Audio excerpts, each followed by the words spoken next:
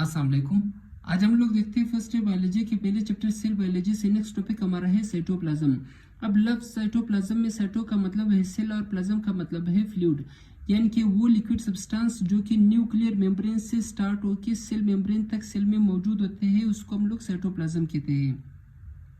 यानी कि साइटोप्लाज्म में ऑर्गेनिक सब्सटेंसेस भी मौजूद होते हैं, इसमें इनऑर्गेनिक सब्सटेंसेस भी मौजूद होते हैं। इसमें फर्ज करें अमीनो एसिड भी मौजूद होते हैं, इसमें न्यूक्लियोटाइड्स भी मौजूद होते हैं, इसमें एंजाइम्स भी मौजूद होते हैं, इसमें फैटी एसिड भी मौजूद होते हैं। इस तरह के बाकी सारे सब्सटेंसेस तकरीबन साइटोप्लाज्म में मौजूद होते हैं। अब साइटोप्लाज्म न्यूक्लियर मेम्ब्रेन से लेके सेल मेम्ब्रेन तक सेल का जो हिस्सा है इसको तो हम लोग साइटोप्लाज्म कहते हैं। लेकिन साइटोप्लाज्म के अंदर जो एक्वस पार्ट है, यानी कि जो फ्लूइड मौजूद होते हैं, उसको हम लोग साइटोसोल या मैट्रिक्स कहते हैं, जो कि तकरीबन 90% ऑफ वाटर होता है। इसके बाद हम लोग पढ़ते हैं प्रोटोप्लाज्म को। प्रोटोप्लाज्म यानी कि न्यूक्लियस के अंदर जो लिक्विड सब्सटेंस पड़े होते हैं उसको हम लोग साइटोप्लाज्म नहीं कहते हैं, उसको हम लोग न्यूक्लियोप्लाज्म कहते हैं।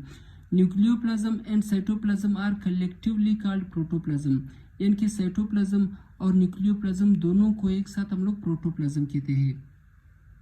इसके बाद हम लोग देखते हैं कि साइटोप्लाज्म के दो हिस्से हमारे पास होते हैं, एक को हम लोग कहते हैं एक्टोप्लाज्म और दूसरे को कहते हैं एंडोप्लाज्म। यानी कि साइटोप्लाज्म का वो हिस्सा जो कि सेल मेम्ब्रेन के करीब होता है, इसको हम लोग एक्टोप्लाज्म कहते हैं। अब एक्टोप्लाज्म में क्या क्या होता है? एक्टोप्लाज्म सख्त होता है और ये क्लियर होता है, यानी कि इसमें कोई ग्रेन्यूल आपको नजर नहीं आएगा, ये सख्त होता है। और ये मोर विस्कस होता है, यानी कि ये ज्यादा गाढ़ा होता है। और ये नॉन ग्रेन्युलर, यानी कि इसमें कोई ग्रेन्यूल या कोई ऑर्गेनेली आपको नजर नहीं आएगा। यानी कि ये क्लियर और रिजिड होता है। मोर विस्कस यानी कि ज्यादा गाढ़ा होता है ये, और नॉन ग्रेन्युलर यानी कि यहाँ पर आपको कोई ग्रेन्यूल नजर नहीं आएगा। इसके बाद हम लोग देखते हैं एंडोप्लाज्म को। एंडोप्लाज्म यानी कि साइटोप्लाज्म का वो हिस्सा जो कि एक्टोप्लाज्म के बाद शुरू होता है, उसको हम लोग एंडोप्लाज्म कहते हैं। एंडोप्लाज्म ग्रेनुलर होता है, यानी इसमें ग्रेन्यूल मौजूद होते हैं। ये इस यहाँ पर स्ट्रक्चर्स मौजूद होते हैं, जैसे कि ऑर्गेनेलीज वगैरह हो गए। ये लेस विस्कस होता है, यानी कि ये ज़्यादा गाढ़ा नहीं होता, ये कम गाढ़ा होता है। इसके बाद हमारे पास आता है कि साइटोप्लाज्म में दो किस्म के मॉलिक्यूल्स मौजूद होते हैं, एक स्मॉल मॉलिक्यूल और दूसरे होते हैं लार्ज मॉलिक्यूल।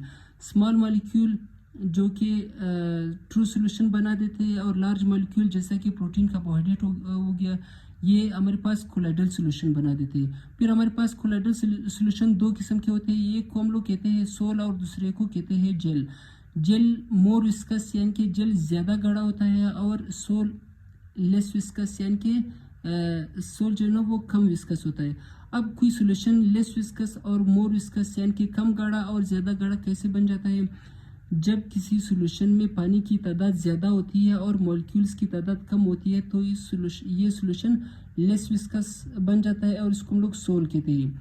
जब किसी सोल्यूशन में मॉलिक्यूल्स की तादाद ज़्यादा होती है और पानी की तादाद कम होती है, तो ये सोल्यूशन हमारे पास मोर विस्कस यानी कि ये ज़्यादा गाढ़ा होता है, जिसको हम लोग जेल कहते हैं।